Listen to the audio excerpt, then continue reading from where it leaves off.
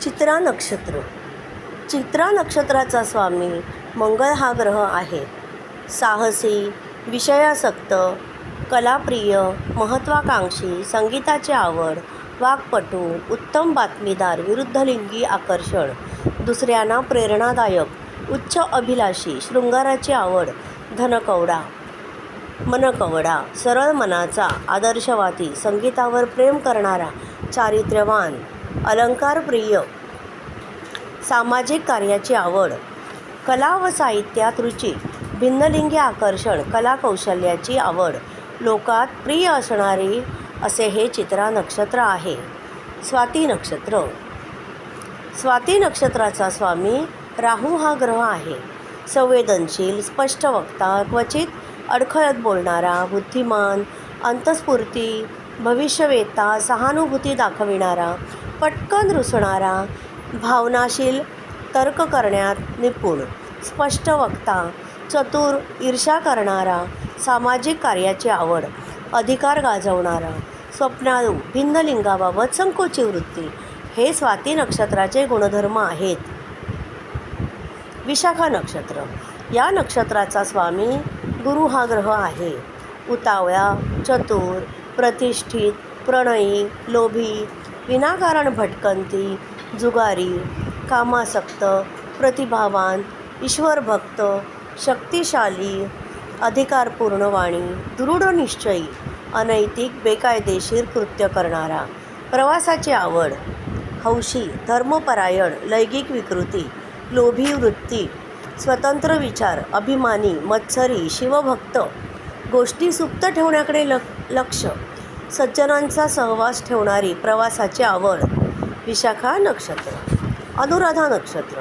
या नक्षत्राचा स्वामी शनी हा ग्रह आहे. शक्तिशाली, अधिकारपूर्ण वाणी, दृढ निश्चयी, अनैतिक, बेकायदेशीर कृत्य करणारा, प्रवासाची आवड, शिवभक्त, गोष्टी सुप्त ठेवण्याकडे कल, सज्जनांची सहवास ठेवणारी, प्रवासाची आवड. ज्येष्ठा नक्षत्र. या नक्षत्राचा स्वामी बुध हा ग्रह आहे. स्पष्ट वक्ते, सरळ मार्गी, उतावळे, तापट, कार्यतत्पर, अध्ययनशील, हजरजबाबी, बोलणे कडक, विलासी वृत्ती, लेखन, पत्रकारितेत रुची, सर्वांशी स्नेह ठेवणारा, निर्भीड, सावध प्रतिक्रिया देणारी, अस्तिक, सहनशील, चिकित्सक, तापट, विज्ञानाची आवड असणारे ज्येष्ठा नक्षत्र आहे. मूळ नक्षत्र. मूळ नक्षत्राचा स्वामी केतू हा ग्रह आहे. रूढी परंपरा न जुमानणारे, दृढ निश्चयी, विलासी वृत्ती, अभिमानी, स्वैर वागणूक, वादविवादपटू, चिंतनशील, घमेंडखोर, सामाजिक कार्याची आवड, स्वतःच्या स्वेच्छेने काम करणे, स्वाभिमानी, धार्मिक, परोपकारी, कर्मयोगी, सुधारकवादी, संगीताची आवड, सुगृहिणी. पूर्वाषाढा. पूर्वाषाढा नक्षत्राचा स्वामी शुक्र हा ग्रह आहे. मोकळ्या मनाचा, प्रामाणिक, भावनाप्रधान, सहनशक्ती असलेला, ललित कलांमध्ये रुची, आशावादी, मृदुभाषी, वस्त्रालंकाराची आवड, कामसू, गायन, साहित्य याची आवड पूर्वाषाढा नक्षत्रात असते. उत्तराषाढा. उत्तराषाढा नक्षत्राचा स्वामी रवी हा ग्रह आहे. सज्जन, महत्त्वाकांक्षी, तीक्ष्ण बुद्धिमत्ता, अभिमानी, परस्त्री आसक्त, कायद्यानुसार लढणारा, खर्चिक, वागण्यात नियमितपणा, समजूतदार, विश्वास टाकण्यास योग्य, काटकसरी, प्रबळ इच्छाशक्ती, उत्तम समीक्षा करणारा, संशोधक, विश्वास टाकण्यास योग्य, काटकसरी, प्रबळ इच्छाशक्ती,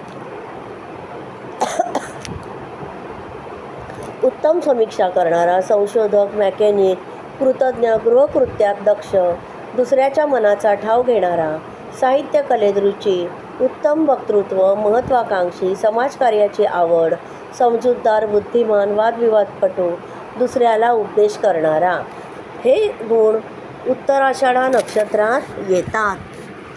श्रवण नक्षत्र.